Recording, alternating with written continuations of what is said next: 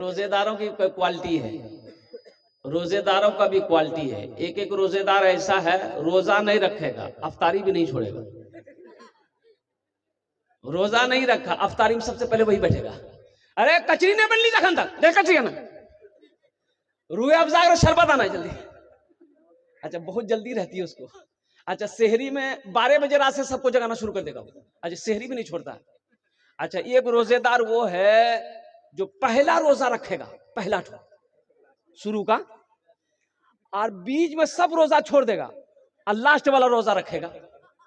एक आदमी को पकड़े हम कि रे पहला रखा, बीच में सब छोड़ दिया, और लास्ट वाला 30वां रोजा रख रहा है, सब बीच में वाला कौन रखेगा? बोला हजरत समझ ला ना, हम पहला रख ली, बीच में छोड़ ली, लास्ट रख ली, रोजा का मैं घेरी दी। हमारी मस्जिदें वीरान है, हमारी मस्जिदें वीरान है, कुर्बान जाओ। ये गाय मस्जिद में घुस गई, इमाम साहब निकले हुजरे से लट्ठी लेके 4-5 लट्ठी मारा, गाय को भगाया। गाय वाला उधर से आ गया, कने मान लगते गाय गाय कने मान लो। बोले मरदूद गाय मस्जिद में घुसेगी गोबर कर देगी, मारेगा नहीं?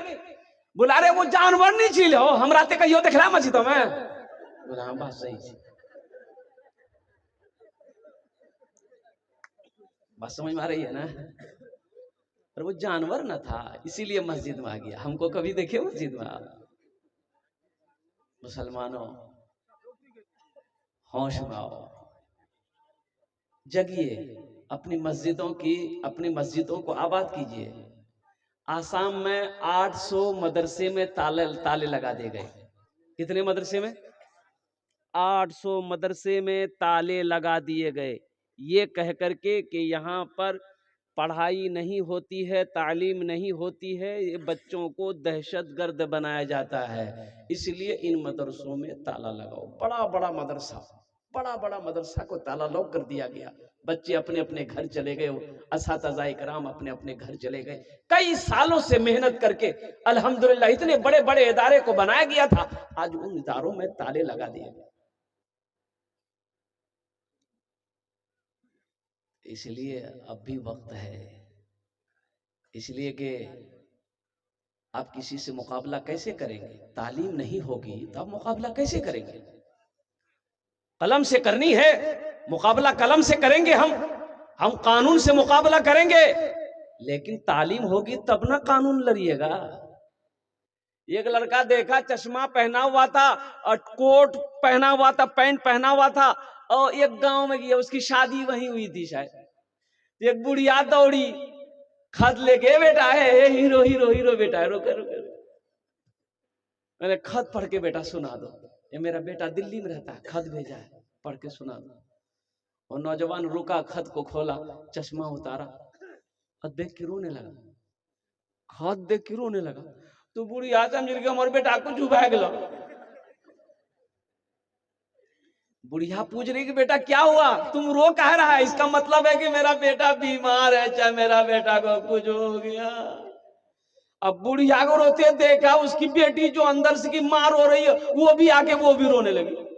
देखते देखते तमाम औरतें रो रही, इधर ये लड़का रो रहा है, सब हक्का बक्का। भाई बात क्या है, फिर रोने के सबब क्या है, वजह क्या है, रो क्यों रहे हो भाई? कोई वजह? बोला खत की वजह से। एक नौजवान बोला कि भाई लाओ तो खत में क्या लिखा? तो उसमें खत में लिखा था कि अम्मी जान आप खैरियत से हैं, हम बहुत अच्छा से हैं और कोई दिक्कत परेशानी नहीं है। 5000 टका हम भेज दिए हैं, छोड़ा करके दवाई भी खाइएगा, अब दूध वगैरह पीजिएगा, अपने सेहत का ख्याल लीजिएगा, रखिएगा, मेरे लिए दुआ कीजिएगा, 2-4 महीने के बाद हम घर आ जाएंगे।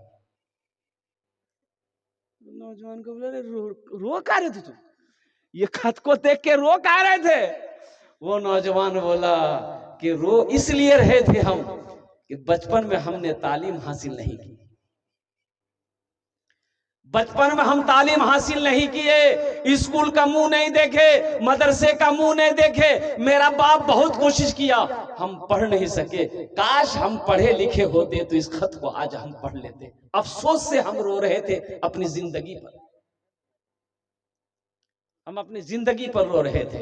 इसलिए नौजवानों, मेरे बच्चों, बहुत जरूरी है, अगर कामयाबी हासिल करना है तो कलम में ताकत रखनी होगी। और कलम में ताकत के लिए एजुकेशन बहुत जरूरी है, तालीम बहुत जरूरी है, इल्म बहुत जरूरी है। बगैर इल्म के आप खुदा की जात को नहीं पहचान सकते कि अल्लाह की जात क्या है, दीन क्या है, हलाल क्या है, हराम क्या है, सही क्या है, गलत क्या है। कैसे पहचानेंगे? तालीम तो है ही नहीं। और एक बात याद रखिएगा, बच्चे नाफरमान है, यही बच्चा बड़ा होकर बाप को खुट्टा में बांध के मारता है। कौन बेटा? जाहिल बेटा, पढ़ा लिखा बेटा बाप को नहीं मारता है। बोले मारते देखे कभी? अरे पढ़ा लिखा को देखे कभी बाप को गाली देते हुए, बाप को परेशान करते हुए, माँ बाप को तकलीफ पहुंचाते हुए? जो पढ़ा लिखा है वो कभी ये हरकत नहीं करेगा, वो गलती नहीं करेगा, माँ बाप के मकाम को समझेगा। लेकिन जो बेटा पढ़ा ही नहीं है, उसे तालीम ही नहीं मिली है, उसे इल्म ही नहीं है कि माँ बाप का मकाम क्या है, तो माँ बाप के मकाम को क्या समझेगा, उनकी इज्जत को क्या समझेगा। इसलिए नौजवानों, सबसे पहले तालीम पर फोकस करो, एजुकेशन पे फोकस करो। एक रोटी खाओ, अपने बच्चे को पढ़ाओ। बात समझ में आ रही है? अरे बोलो ना भाई, बात समझ में आ रही है कि नहीं? हाँ, यहाँ तो आलम ये है, हे भैया गोश्त खैलान, चर्बी दांतस न चुटी भैया, लुलवा घुसकी के लोग गोश्तों में, हे चर्बी। और कुर्बान जाओ, कुर्बान जाओ, आप गोश्त खाइए, मना नहीं है मेरे भाई। अभी 6-7 साल 8 साल का बच्चा हो गया, छोटा बच्चा है, होटल में रख दिया, 2-3 हजार रुपए महीने उधर से आ रहे, वही बच्चा जवान हुआ, अल्हम्दुलिल्लाह बाहर भेज दिए, पैसे आ रहे हैं, पैसे के चक्कर में पड़ गए। काश उस बच्चे को आप तालीम दे दिए होते, इल्म दे दिए होते, अल्लाह अकबर कबीरा, तो कुर्बान जाओ। अगर उसकी किस्मत में अल्लाह ने दौलत लिख दिया है, अल्लाह ने माल लिख दिया है, तो इंशाअल्लाह वो कामयाब हो जाएगा। आपकी दौलत का वो मोहताज नहीं है। तो जरूरी ये है कि आप अपने बच्चे को तालीम से आरास्ता करें। हजरत मौलाना मुशफिक साहब दामद बरकातहू ने बहुत अच्छी पहल की, अल्हम्दुलिल्लाह सुम्मा अल्हम्दुलिल्लाह, कि इस मदरसे के अंदर में है ये एकेडमी चला रहे हैं अल्हम्दुलिल्लाह, जहां पर बच्चों को कुरान की भी तालीम दी जाती है, जहां बच्चों को दुनियावी तालीम के साथ साथ दीनी तालीम से भी इस रस्ते को आरास्ता किया जा रहा है अल्हम्दुलिल्लाह। इसमें हम लोगों को साथ देना चाहिए और अपने अपने बच्चे को पहली फुर्सत में एडमिशन करा के बच्चे को आरास्ता करना चाहिए और बच्चे को कामयाबी की दुआ करनी चाहिए। मेरे भाइयों, मेरे दोस्तों, मेरे नौजवानों, मेरे बुजुर्गों, कुर्बान जाइए, अपनी जात को पहचानिए, हम क्या है। अपनी जात को पहचानिए कि हम क्या हैं, अपने वजूद को पहचानिए कि हम क्या हैं। एक बात याद रखिए, एक बात याद रखिए कि जब तक तालीम नहीं होगी आप अपने वजूद को नहीं पहचान पाइएगा। चाहे बेटी हो चाहे बेटा हो, उसको पढ़ाइए, डॉक्टर बनाइए, इंजीनियर बनाइए, प्रोफेसर बनाइए, मास्टर बनाइए, वकील बनाइए, हाफिज बनाइए, आलिम बनाइए, लेकिन पढ़ाइए। लेकिन अरे बोलो भाई, लेकिन एक मौलवी साहब से एक नौजवान ने कहा कि हजरत बस एक सवाल का जवाब दे दीजिए। बोला कि बोलो। बोला सोच लीजिए, अगर जवाब सही नहीं हुआ तो 500 रुपया फाइन लग जाएगा। ये कौन सवाल है? ये कौन सवाल है? बोला सवाल ऐसा है। तो हजरत बोले कि ये सवाल का जवाब अगर हम तुमको नहीं दे पाएंगे तो तुम ही दे देना। बोला नहीं, अगर हम भी नहीं दे पाएंगे तो हम 50 टका देंगे। बोला कहा है हमसे 500 टका लेगा, आज तुम 50 टका देगा। बोला कि हजरत इसलिए कि आप आलिम हैं, हम जाहिल ना हैं। बोला ठीक है, करो, क्या सवाल है। तो ये नौजवान बोला कि हजरत बताइए वो कौन ऐसी चिड़िया है जो आसमान में उड़ते हुए अपने पैर को सर पे रख लेती है। हजरत ने बहुत गौर किया कि भाई चिड़िया जब भी उड़ती है उसका पैर नीचे रहता है बैलेंस के तौर पर, सर पे नहीं रहता है। 1 घंटा हो गया, हजरत सोचते सोचते परेशान हो गए, पसीना पहुंचे। हजरत बोले बाबू हमारा नहीं पता। बोला निकाला पंसरिया। तो हजरत 50 टका उसको दे दिए। बोले बाबू अब तुम ही बता दो वो चिड़िया कौन है। तो 500 टका में से 50 टका हजरत को दे दिया। बोला हमरो पता नहीं जब वो चिड़िया कौन है। अपने बच्चे को तालीम दो, अपने बच्चे को पढ़ाओ, मकाम है। कुर्बान जाओ अल्लाह अकबर कबीरा।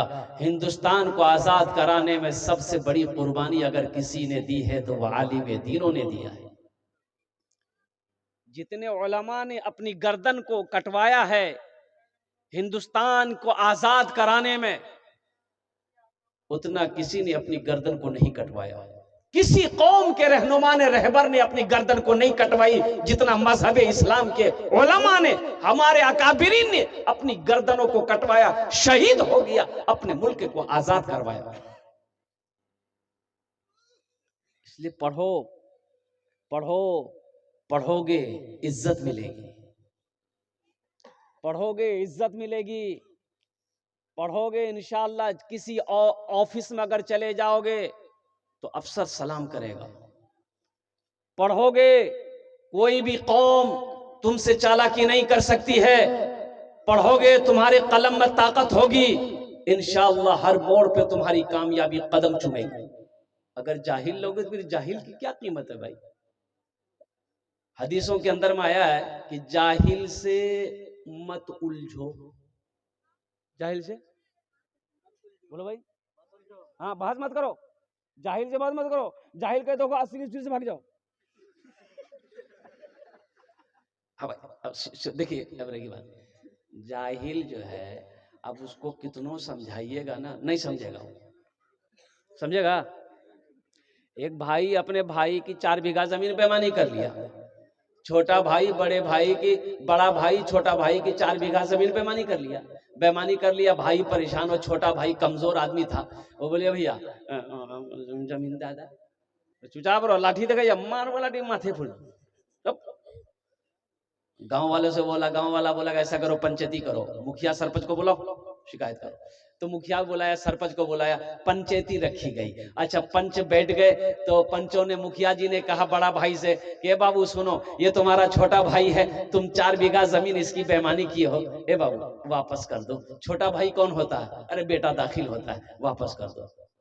सरपंच साहब बोला वापस कर दो। पूरे बस्ती वाला बोला नहीं नहीं बात सही जी, वापस कर दो, बेचारा गरीब आदमी जी, ते बोरो भेजा, 4 बीघा जमीन काहे बेईमानी करोगे, वापस कर दो। सबकी बात को बड़ा भाई सुना, फिर खड़ा हुआ, बोला देखो मुखिया साहब, हम तुरो बात माने छौन, सरपंच साहब तुरो बात माने छौन, बस्ती वाला हम तुरो बात माने छौन, लेकिन हमें जमीन नहीं दी। मन के अरे बोलो ना भाई, माना?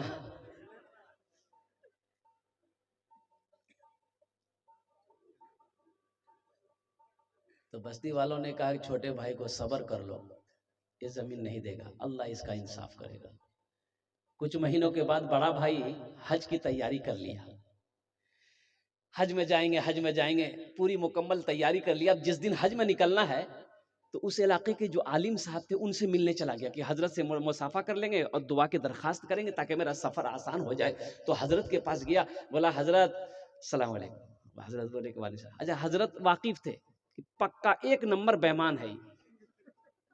तो हजरत पूछे कहाँ जा रहे हो? बोला अल्लाह तेरा मालूम नहीं जाना, हम हज कर ली। तो हजरत ने कहा कि पीछे का सारा मामला ठीक ठाक है?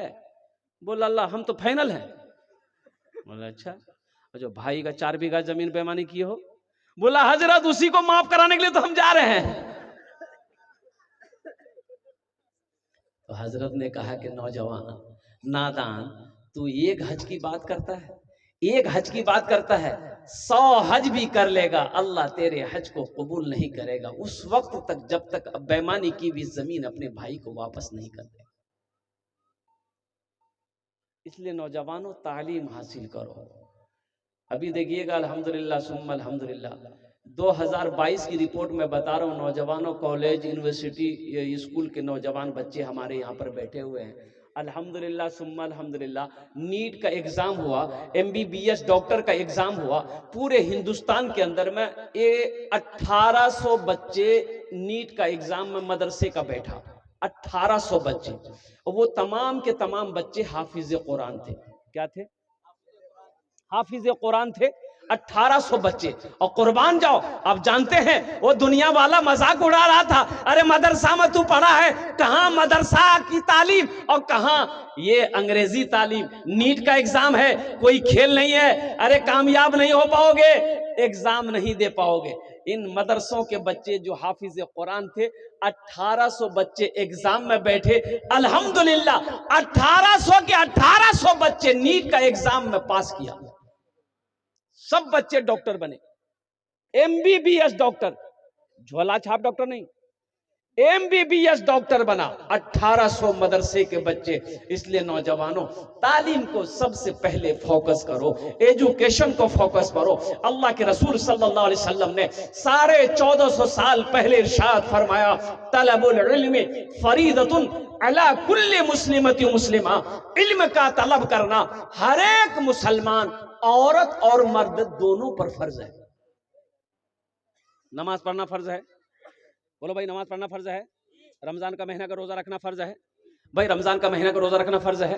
रोजेदारों की क्वालिटी है, रोजेदारों का भी क्वालिटी है। एक एक रोजेदार ऐसा है, रोजा नहीं रखेगा, अफ्तारी भी नहीं छोड़ेगा। रोजा नहीं रखा, अफ्तारी में सबसे पहले वही बैठेगा, अरे कचरी ने बन ली जखन तक, देख कचरी आना, रूए अफजा और शरबत आना जल्दी। अच्छा, बहुत जल्दी रहती है उसको। अच्छा, सेहरी में 12 बजे रात से सबको जगाना शुरू कर देगा। अच्छा, सेहरी भी नहीं छोड़ता। अच्छा, एक रोजेदार वो है जो पहला रोजा रखेगा, पहला शुरू का, और बीच में सब रोजा छोड़ देगा और लास्ट वाला रोजा रखेगा। एक आदमी को पकड़े हम कि रे पहला रखा, बीच में सब छोड़ दिया, और लास्ट वाला 30वां रोजा रख रहा है, सब बीच में वाला कौन रखेगा? बोला हजरत समझ रहा ना, हमें पहला रख ली, बीच में छोड़ दी, लास्ट रख ली, रोजा का मैं घेरी दी। हमने रोजा भागा जा रहा था, बोला नहीं आप भागे नहीं सकती रोजा, नहीं, शुरू में घेर दिए, लास्ट में घेर दिए। लो, ऐसा रोजा रखने से काम चलेगा? अरे बोलो भाई, रोजा कितना है? बोलो भाई, 30 है या 29 है? 29 होगा रोजा या 30 होगा? तो 30 रोजा रखना होगा ना।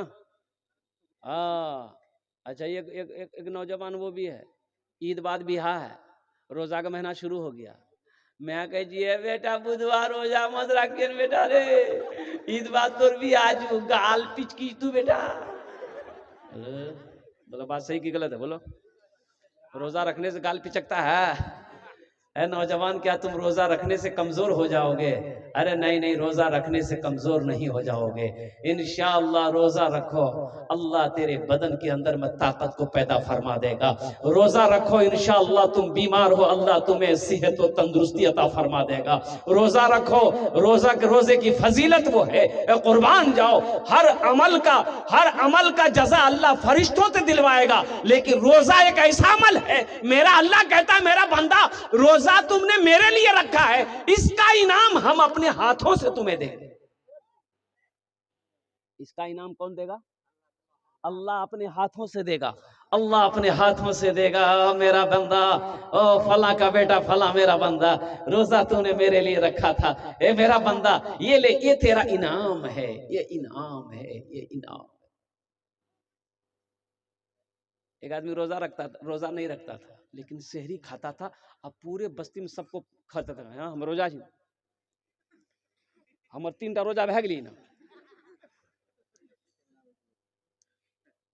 और उसको जब प्यास लगती थी ना, तो घर के बगले में नदी थी, वो नदी में जाके नहाने के बहाने से कूद जाता था, और मुंह खोल के पानी पीता था, फिर निकल जाए, यानी 3-4 बार नहाता था वो। तो लोग उसको बोले रे इतना गोसा कने खोई जा रे? बोले भैया हमारा रोजा लगी जा, रोजा हमारा बड़ा लगे जा रहा है, गोसो खोरी जी बदन ठंडा भाई जाओ। बस एक रोज गया नहाने के लिए, मुंह खोल के जो पानी पी रहा था ना, टेंगरा मछली घुस गया मुंह में। बोली बाबा मरला नो। इंशाल्लाह रोजा रखोगे? कितने लोग रखोगे इंशाल्लाह?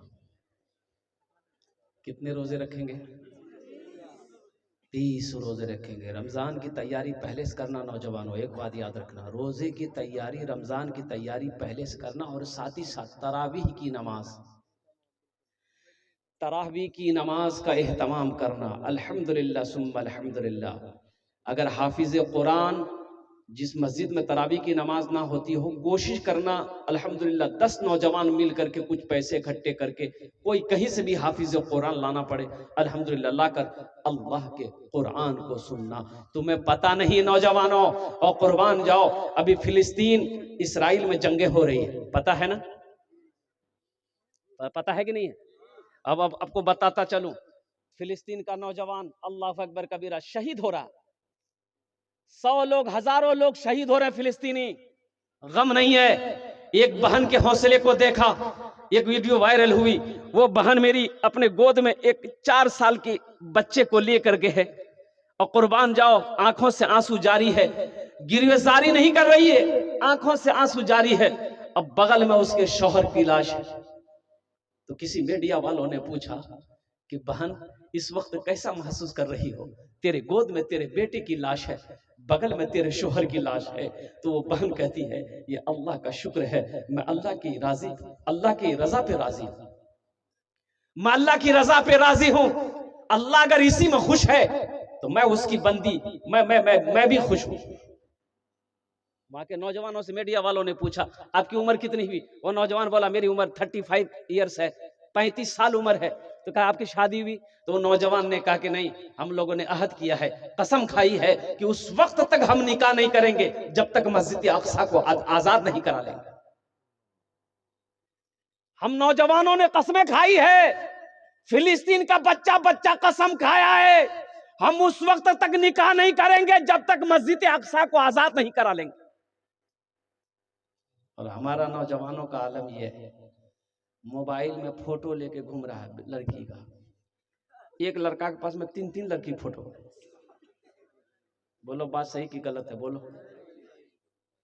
जोहर बाद इसको है, असर बाद हाँ बाय बाय, अरे शाहबाद उकरा खुद की आई लव यू। बोलो वो कौम तरक्की करेगी? अरे वो कौम तरक्की करेगी? नौजवानों तुम कहां चले गए, कहां खो गए हो? दीन से इतनी दूरी क्यों हो गई? तुम कामयाब हो जाओगे, कुरान को छोड़कर कामयाबी मिलेगी, नमाज को छोड़कर कामयाबी मिलेगी। ओ कुर्बान जाओ नौजवानों। हम कहते हैं कि ये ताक झांक छोड़ो, ताक झांक, बोलो भाई ताक झांक छोड़ो, अपनी निगाहों को नीची करो, अल्लाह का हुक्म है।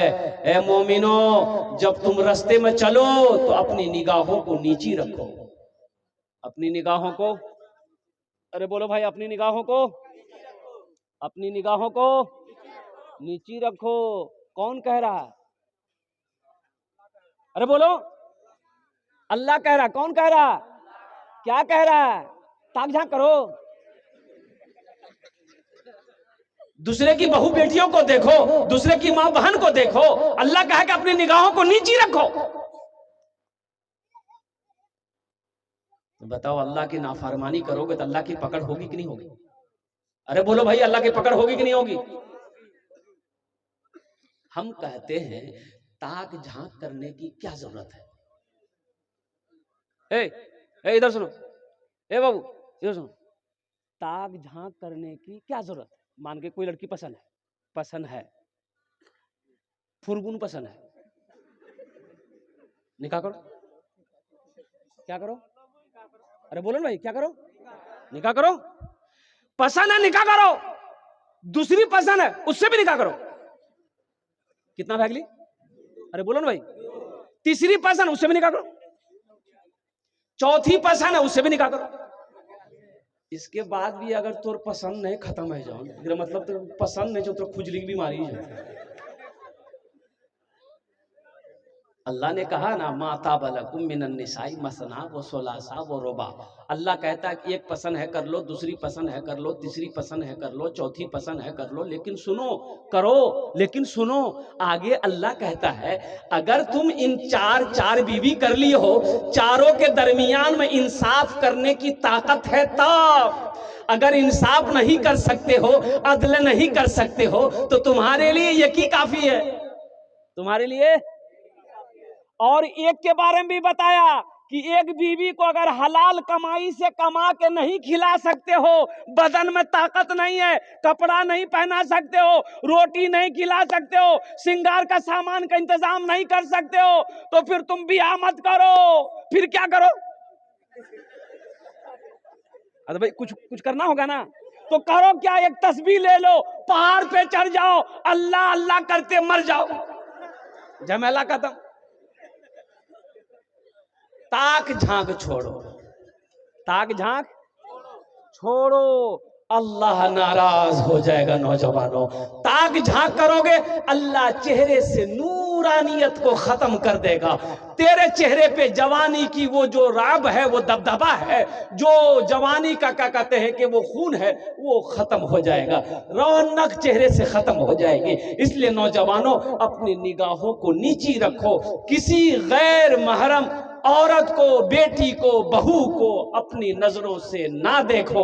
अल्लाह तेरी जवानी में, अल्लाह तेरी उम्र में, अल्लाह तेरी सेहत में इंशाअल्लाह बरकत अता फरमा देगा। इंशाअल्लाह अमल करेंगे। कितने लोग तैयार हैं? इंशाअल्लाह हाथ उठाओ, अल्हम्दुलिल्लाह। बस आखिरी बात बताकर, इसलिए कि देखो रात 1:45 हो गई, मेरे पास तो टाइम था नहीं। ये लोग मेरे घर पे गए थे, अल्हम्दुलिल्लाह कि हजरत किसी भी कोई भी तारीख आप दे दें, हम लोग जलसा करेंगे। 9 मार्च तक कोई तारीख खाली नहीं है। फोन गया था यहाँ से, मैं इनकार कर गया कि मेरी तारीख खाली नहीं है। तो ये आज डबल जलसा हुआ है, कुर्साकाटा से नेपाल बॉर्डर से एक जलसा करके अल्हम्दुलिल्लाह अब वो आपके दरमियान में आया हूँ। रात 2 बजने जा रही है, लेकिन अभी तक मैंने खाना नहीं खाया है। मैं माजरत चाहता हूँ, मैं समझता हूँ कि आपकी प्यास नहीं बुझी होगी। अल्हम्दुलिल्लाह सुम्मा अल्हम्दुलिल्लाह। अगर मैं 1 घंटा भी बयान करूँ तो आप हिलने का नाम नहीं लेंगे। लेकिन मेरे भाइयों, मेरे दोस्तों, मेरे बुजुर्गों, सबसे बड़ी बात यह है कि ये रोज़ का मामला है।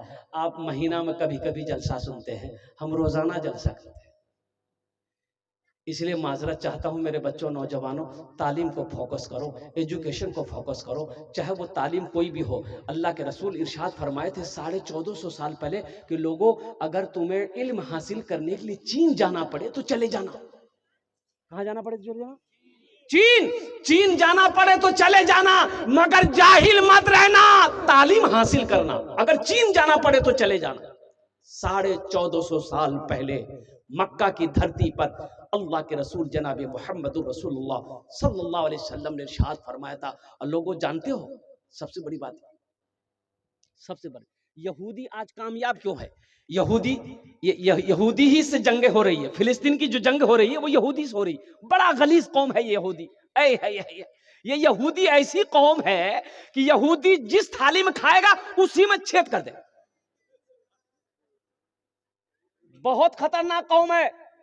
और यहूदी के बारे में बताया गया कि जब यहूदी का बच्चा पैदा होता है ना, उसका पखाने के रास्ते में दाई थूक देती है। बात समझ में आ रही है? अरे पखाने का जो रास्ता होता है ना, तो पखना रास्ता है जी ना, वो देखो हमारे कोई नया बात बोली, उसमें जो दाई है ना, दाई थूक देती है। तो पूछने वालों ने पूछा कि बच्चा का कान थूक रहा करेंगे? बोला ये हालांकि शर्म नहीं है। ये वो कौम है, आज फिलिस्तीन से ये कौम जंग कर रही यहूदी। इनको हिटलर जो था ना, हिटलर का नाम सुने होंगे। हिटलर 72 लाख यहूदी को खड़ा करके गोली से भून दिया था। सिर्फ 2 लाख यहूदी को छोड़ दिया। क्यों छोड़ा? वो सबको मारना चाहता था हिटलर। क्यों छोड़ दिया? हिटलर इसलिए छोड़ दिया कि मैं इसे छोड़ रहा हूं ताकि दुनिया को मालूम चल जाए कि हमने इसको मारा क्यों है, सबको पता चल जाएगा। आज देखिए, कोई मुल्क वाला यहूदी को पनाह नहीं दे रहा था, कोई मुल्क वाला नहीं, सब भगा रहा था। भागते भागते भागते भागते फिलिस्तीन आया। मुसलमान तो रहमदिल होता है, हाथ पैर पकड़ लिया कि थोड़ी सी जगह दी हम लोगों को घर बनाने के लिए, हम आपका गुलाम बनकर रहेंगे। फिलिस्तीन वालों ने दे दिया। और दे दिया तो देखिए, बैठने की जगह दी, पैर फैलाया, पैर फैलाया, लेट गया। अब ऐसा लेटा, अब फिलिस्तीनी वाले को वो उंगली करके बोला अब तुम लोग भागो यहां से। बात समझ में आ रही है ना? इसलिए ये यहूदी आज कामयाब क्यों है? अच्छा देखिए, सा काउंट्री, सारे मुल्क ये यहूदियों से डरता है। काहे डरता है भाई? जब कोई इसकी तादाद कम है, इसकी तादाद कम है, आखिर डरता क्यों है? और कुर्बान जाओ, जब इसका बच्चा पैदा होता है ना, जब बच्चा होश संभालता है तो उसके एक हाथ में किताब देता है, एक हाथ में कलम देता है। आपको पता होना चाहिए, पता होना चाहिए, ये जो आज हम मोबाइल में फेसबुक चलाते हैं, ये किसका है? यहूदी का है। किसका है भाई? हाँ, व्हाट्सएप है, यहूदी का है। और कुर्बान जाओ, ये जो लक्स साबुन लगाते हैं, लक्स लाइफ बॉय, ये उसी का है। और सुन लो, ये क्रीम जो लगाते हैं हम लोग, फेयर एल्डे रसुल्डर क्रीम की नाम जो फेयर एंड लवली, उसी का है। बहुत सारे प्रोडक्ट का मालिक है यहूदी। कुर्बान जाओ, किसके वजह से? तालीम के वजह से, एजुकेशन की वजह से आज वो कामयाब है। बच्चा जब उसका होश संभालता है, एक हाथ में किताब देता है, एक हाथ में कलम देता है। हमारा बच्चा जब होश संभालता है, कुर्बान जाइए, हम उसे हाथ में पुश नहीं देते हैं, बेटा जो बारी टका कमाए। तो कामयाब वो होगा कि हम होंगे? बोलो भाई, कामयाब वो होगा कि हम होंगे? तो इंशाल्लाह अपने बच्चों को तालीम देंगे, इंशाल्लाह तालीम देंगे इंशाल्लाह। आओ नौजवानों, अपने ईमान को मजबूत करो।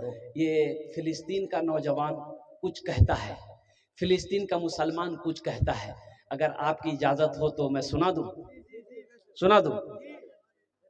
यही ईमान मेरा है, बोलो बोलो मुसलमानों, यही ईमान मेरा है, बोलो बोलो मुसलमानों। मूसा है हम फिरौन को सजदा न करेंगे, मूसा है हम फिरौन को सजदा न करेंगे। हम हैं खलील आग की परवाह न करेंगे, हम हैं खलील आग की परवाह न करेंगे। बूजहल अगर तुम हो तो हम भी बिलाली हैं, बूजहल अगर तुम हो तो हम भी बिलाली है।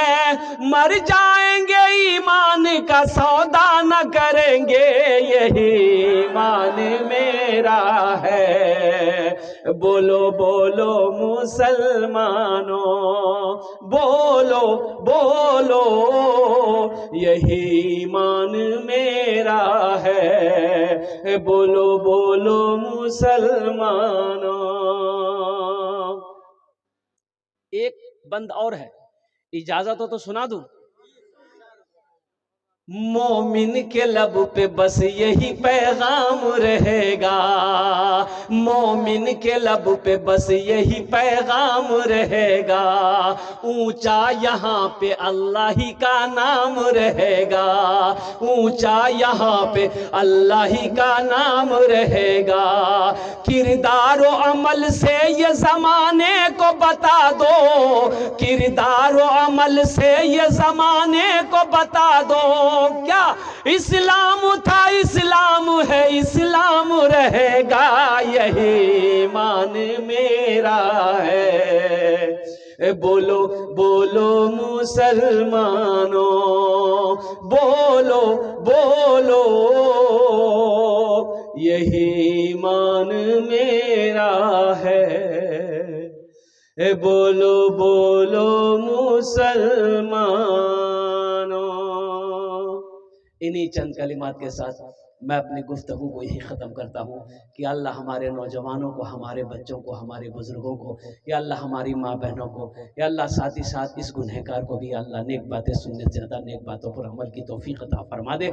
अल्लाह इस इदारे को अल्लाह दीन दूनी रात चौगुनी तरक्की अता फरमा दे। खुदा अगर जो चाहे तो दीदार होगा, खुलूस व मोहब्बत का इजहार होगा, रही ज़िंदगी तो फिर मुलाकात होगी, हमारी और आपकी कोई बात होगी। व आखिर दावाना अनिल हम्दुलिल्लाहि रब्बिल आलमीन। अस्सलामु अलैकुम व रहमतुल्लाहि व बरकातुहू। भाई बैठेंगे, दुआ करके जाएंगे।